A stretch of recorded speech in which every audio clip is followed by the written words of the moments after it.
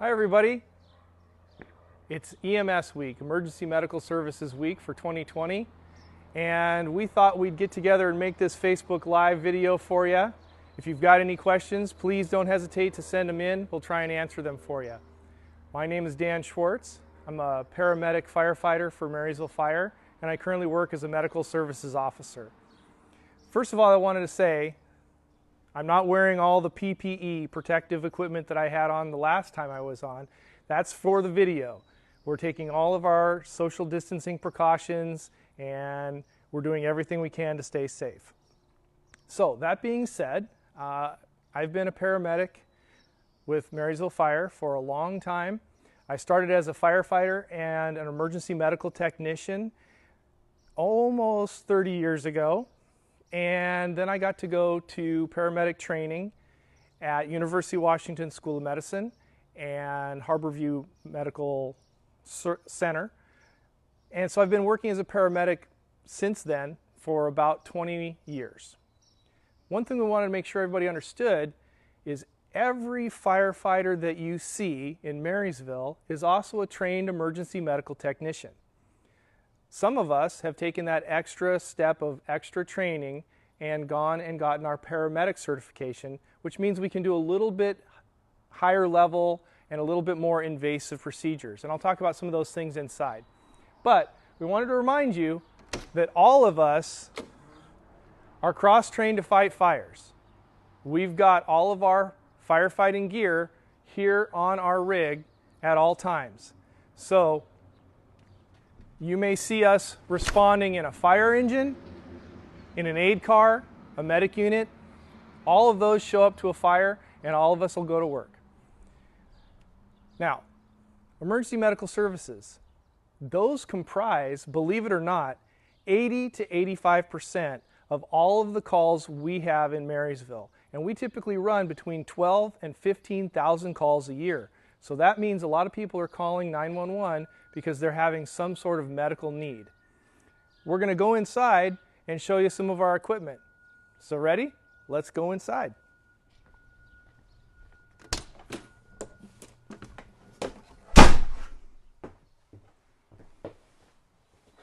Okay, welcome to my office. We like to call this our office or our mobile emergency room. We're equipped to do almost everything that you could get done in an emergency room, except for x-rays, CAT scans, things like that. But we're going to talk about some of the equipment we carry. So first of all, a lot of our calls have to do with difficulty breathing. We carry oxygen cylinders. We have oxygen on the rig. And we have lots of ways to deliver oxygen to our patients. We have face masks and nasal cannulas.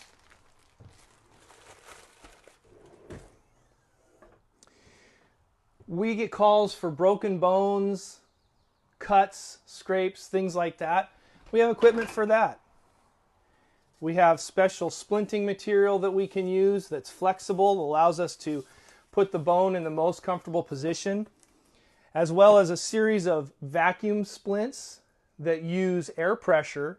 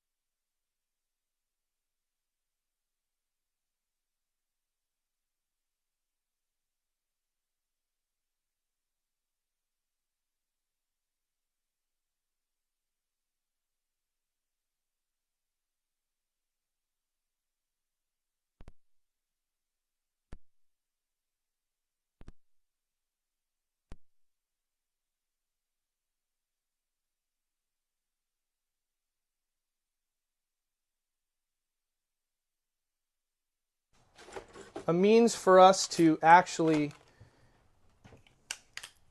get into a patient's airway and see and put a tube in place that allows us to breathe for them.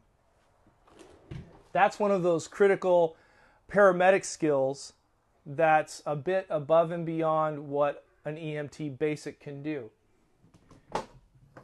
We use specialized bags like this that are shaped like a football, and we use that to squeeze air into the patient's lungs. We also have specialized masks. If you know anyone that sleeps with a CPAP mask, this is a high-tech version of a CPAP mask. This allows us to open up a patient's airway.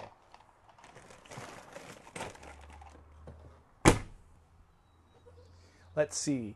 We also have a suction unit, straps and collars for patients who've been involved in a fall or a car crash. It's not uncommon, and I'm sure that you've all seen it. When someone's been involved in a car crash, they get these special collars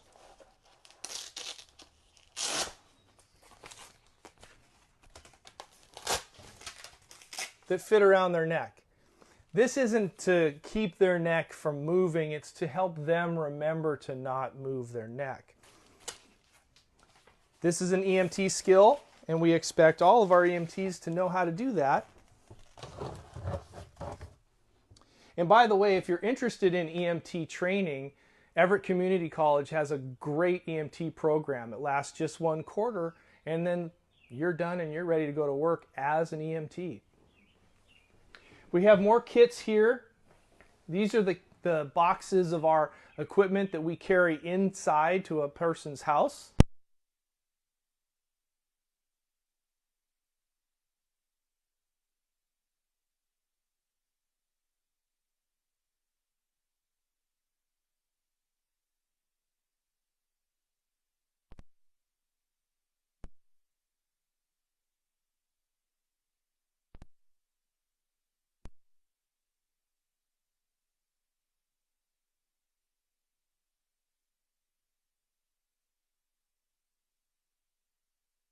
Such as an active shooter or an earthquake or anything that we need to move quickly to get to multiple patients at once.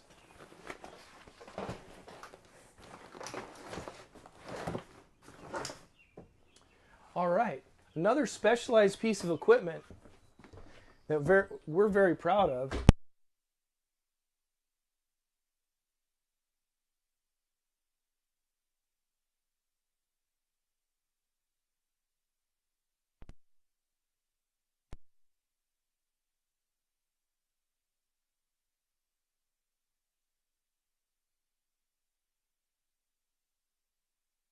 And we're going to have to pause just for a second. Okay. We're having some audio issues. Okay. So we'll just have everybody hold on for just a moment. All right, bear with us, folks.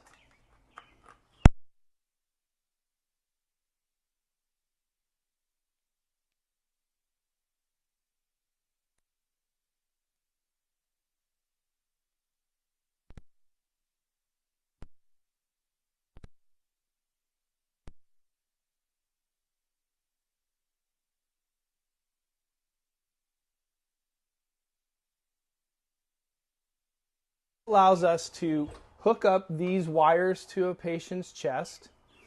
You'll see us put it sometimes on their arms and their legs. And then that, when we turn on the monitor, will give us a line that shows up across the screen. That line represents the electrical activity in a patient's heart.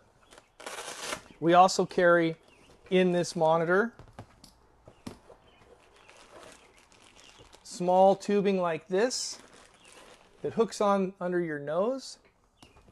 That allows us to sample the exhaled breath and get a reading on your carbon dioxide that you're exhaling.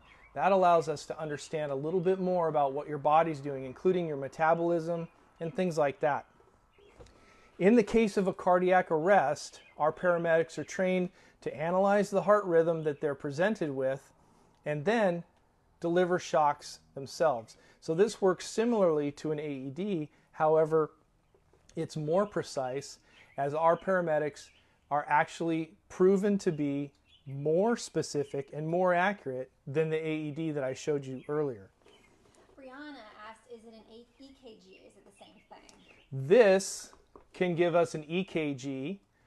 An AED does not. But yes, this is just like the machine that you would go to the doctor and have them look at your heart and give you an EKG. Great question. Okay. This also can do what's called a 12-lead EKG, Rihanna, which is a more specific look at your heart and allows us to look at the heart in great detail, such as we would do if someone we thought might be having a heart attack. Great question. All right. Well, I think we've seen most of what's in here.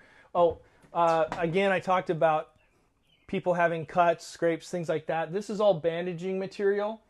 So we can deal with everything from a small Band-Aid type cut all the way up to a large injury or even burns. We take care of all of those things, and all of our EMTs and paramedics are trained to deal with that. Before I get out of the rig, anybody have any other questions? Okay. We're going to step out. I'll show you some more of our stuff.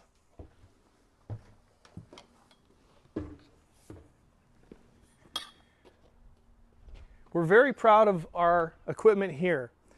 This is a Lucas device. We've had a couple of these now in our district for a couple years. What this does is it allows us to continue CPR for our patients even in the back of the moving ambulance. It keeps our firefighters safe, and it's safer for the patient. The way it works, we apply it to the patient like you see here. We turn it on.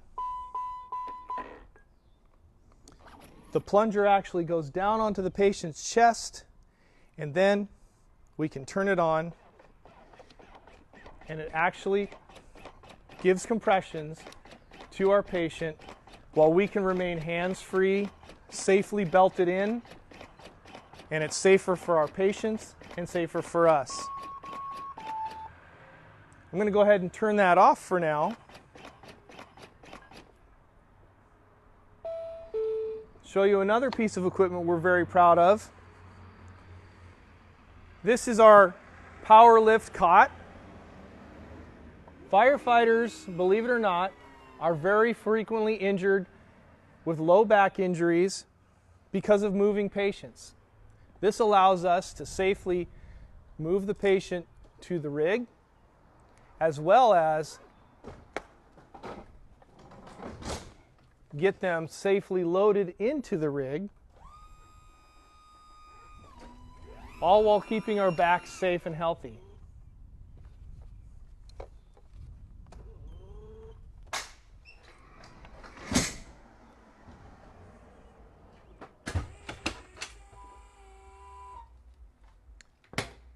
Anybody else have some questions? If not, thank you very much.